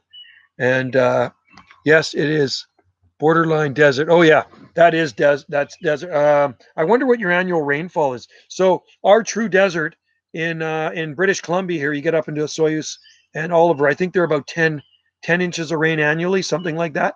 It's a desert up there. Like I say, rattlesnake, sagebrush, and cactus, all native to the desert, and all the pine trees growing up there. It's rolly, brown, burnt out hills, and it feels like a frickin' oven in the summertime. And I've never been to Oliver or Soyuz, but I've been to many other desert areas in our interior, and I was cooking hot. It was a fun place to visit, but I couldn't live there because the winters are just far too cold. And like I said before, if I can't grow that outside year round, then I can't live there. I can never move east. I can only move west. And that's what I used to always say to my ex-wife and Wendy too. I can never move east. I can only move west or southwest or south. That's the only way I'm going to move. Never ever move to the north. Well, you know what? Sorry, I won't say that. I could actually move north. There are places in the north of our coast. I could live up on the Sunshine Coast. Sunshine Coast of British Columbia is beautiful, and there's tons of palm trees up there. So I could move north up the coast because I do like it, and I could move northwest. If I move to Tofino, that's one of my favorite places on our coast is Tofino because there's lots of palm trees and cordylines everywhere. Huge. You want to see huge tree-sized cordylines, go to the west coast of Vancouver Island, and they're everywhere, all through the town. They're awesome. It never rains other than summer based. That's interesting. So 100, I think Palm says 150 millimeter. Yeah, so it rains in the summer there. Isn't that interesting? So our seasons are opposite than yours. Our rainy seasons is late fall and winter, and the dry season spring, summer, and then into fall. But winters are very wet here. You get a lot of gray days, a lot of overcast sky. So a lot of people that come from a sunnier place probably would not like the winters here, but they're mild enough where you can work in a sweatshirt. You're not going to get cold. You're not going to freeze your face off. I garden year round here. I am a gardener for the Parks Department. We garden year round. You can mow lawn year round here on Salt Spring Island, so it's not that cold. All right, and you can watch my videos. We mow lawn year round here on Salt Spring. I shot a video one time, and of me too, but of one of the school district guys happily mowing in early January, and I think I've got him in December too. So year round. The only problem is with all the rain, if it gets too wet, you can't bring the mowers out there. But the grass is still growing, unfortunately. Martin, hey, how's it going, man? Good to see you in there. Hope everything's well over in Europe. Things are growing very well here. I'm going to get off of here pretty quick. I've been babbling for an hour 30. I didn't think I was going to be on here this long, but I am glad the stream has not ended. The internet connection has been stable. It has not cut out on me like it has in my past live stream Palmcasts.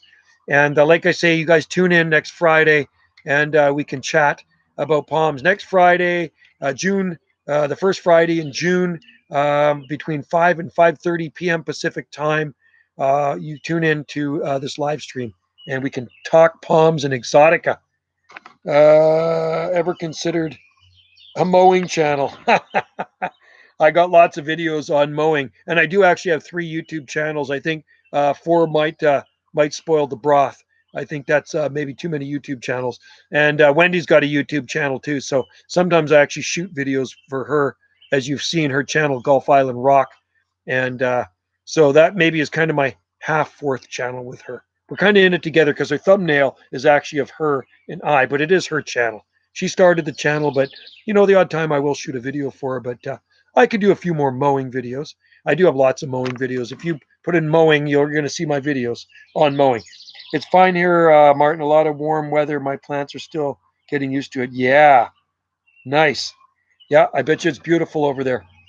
Well, I'm glad I got the umbrella up here. It's a really, really nice early evening here, and I know you're about 9 hours ahead of me there, Martin. We are sitting at 5:13 p.m. Pacific time here in the North Pacific. And if you ever forget what our time is, just look at the time in Los Angeles, and it is the same time here on Salt Spring Island. I hear they're going to be doing away with daylight savings time at some point, or not daylight savings time, the other one where you lose an hour. And I thought they were going to do it this year, but they didn't. But I'm looking forward to that too. Then we don't have to change the clocks twice a year. We change the clocks twice a year. We spring ahead 1 hour in early March, and then in the beginning of November we fall back an hour, and it's a real pain in the butt because I got to change all the clocks in our house, and then you got to get used to it again, right? That's what I like about Hawaii. I go to Hawaii, and right now they're 3 hours behind us, and they don't bother changing their clocks. And there's some provinces like that in Canada. They don't bother changing the clocks. They just leave them alone. Seems like a big waste of time moving clocks forward and backwards. I don't know what the point of it is. I think it was something that happened years ago, maybe something to do with the farmers, give them more daylight, whatever. Doesn't work for me though. Yeah, had a nice barbecue today. Summer is in the air. Sweet. That's what Martin's saying. Palms. What type of ferns can tolerate direct sunlight? Well, you know what? Our tree fern grows in full sun for at least half of the day at this latitude. I don't know. Maybe it'll get too hot where you are, but now that maple's gone, and I think I'm going to bring the chainsaw to it next week, and I'm going to cut the rest of that tree down. But that tree with the ivy on it right there used to cast a lot of shade on our gardens. And there's a lot of ferns in that sunken courtyard. Look at the latest video I just uploaded. I gave you a tour of our exotic courtyard, and there's tons of ferns growing in there, and they all get a lot more sun now because I cut the top off of that tree. And they seem to be doing very well. They seem to be very, very happy. Let's go over here a little bit more. There we are. So yeah, some of them actually work really well in the sun, and we grow evergreen ferns. Wendy is a fern freak. She loves ferns. So whenever at the nursery, she always picks up a few more ferns, and most of them are evergreen. So in the wintertime, the owls look very beautiful. All our tree ferns are pumping out the fronds. We have a bunch of tree ferns right around the corner here. There's 4 in this garden. And actually, I got another one in a pot over there I kind of forgot about. And then we got 3 down in the lower garden. So we got about a dozen tree ferns. Oh, actually, then we got 2 more over there. So we got about a dozen tree ferns in our garden here. And oh, heck, we got 2 more over on the other garden too. Maybe we got 15 tree ferns. Lose track of it. We got a lot of tree ferns in the garden. So some of them are growing in dappled light, some are growing in full sun, and some are growing in more shade. The ones growing in that area over there, these ones are in full shade, and then the ones farther over are in dappled light, and the ones down on the deck get half a day sun, and the ones over there now get kind of dappled light because I cut I cut that maple down. But they all seem to do very well as long as you water them enough. They will do fine. Jason Gillis, do Trachycarpus fortuna go dormant in the winter? No, Trachycarpus fortuna do not go dormant in the winter in this climate. They might if you're in a cold climate, but they don't go. They grow right through the winter here. They just slow down. They slow down through the winter months, but they keep on pumping out fronds. Year-round grower here on Salt Spring Island and the Pacific coast of Canada. Not just here, um, all up and down the Pacific coast. They grow well. So I kind of torqued my back out a little bit. I got a really sore back there, folks. So that's why I'm kind of stretching a little bit. I was digging a hole for some bamboo this morning, and it was a bit sore before that. I did something at work, and then I further tweaked it a little bit when I was banging a hole in the rock with the wrecking bar. So Wendy wanted some bamboo beside her tiny houses up in the other garden. So I moved some from down below, and I had to drag this 50-pound root ball up, and it wasn't a pretty sight, but anyway, we planted it, and it should do well, hopefully, as long as she keeps it watered. What? Palms, great. What is the other cycad that looks similar to sago, but with another colored trunk? Well, the only other one we grow here, and it's hardy, is the one from China, Panchuensis. There are hardy ones as well. I think there's actually one native to the southeastern states. And I've got videos of other cycads, but I'm not quite sure the name of that cycad. But they were growing in Maui. And we do have Cycas revoluta in the garden. We have 5 Cycas revoluta we have on our property. We have 2 by the front door that stay out all winter in their pots, and I bubble wrap the pots. We have 2 in the garden, and we have another one in a pot. So we have 5 cycads. And that one in the pot, the other pot stays out as well. It's up beside Wendy's art gallery, and I just bubble wrap it. So yeah, I'm not sure what that one would be, Palms. I don't know. Maybe if you post a picture of it, it would look familiar to me. I would have to look in my. Maybe I should do that when I do my next live stream. I show you a really cool book I have, and you might be interested in getting it on Amazon. I've had it for many years. I got it, I think, through the Palm Society, and it's Palms and Cycads of the World, and it's got some really nice cycads in there. So you palm and cycad freaks out there would really enjoy that book. But with the internet, do many people still read books, or do they get all their information on Google? I'm curious. I have an extensive encyclopedia collection on palm trees and exotica, and I do. I still look at them. I actually enjoy it because I do like looking at the pictures as well. So anyway, folks, I should roll and say cheers and aloha to all of you good people out there. I'm going to stand up and move around a little bit because my back is starting to kill me, my lower back. So it's been a slice. And like I say, jump in there anytime, you guys, and comment. I appreciate your comments. Appreciate you guys watching my videos. I enjoy making videos. I'm going to make a video of the greenhouse right after this. I'm just going to do a short video of the greenhouse so you can see what is going on in the greenhouse right now at this time. And I may have to give it a little drink too because it's probably nice and toasty, hot in that greenhouse. So if it's 20 degrees out here, it could be 35 degrees Celsius in the greenhouse right now. It feels like it's probably about 20 degrees Celsius out here for shade temp. So Jason Gillis, D's bonus beer. Good luck. Aloha, bud. Good luck with your back. Thanks, man. Yeah, I'll just have to take another Advil. All right, guys. Thank you very much. And I'll see you next Friday if you're around. If any of you guys can stay up, it's going to be a Friday night. Going to be 9 hours ahead of us over in Europe there and elsewhere. I know you're ahead of us. So, hey, if you're around and you're up, join in the conversation and throw your comments down there.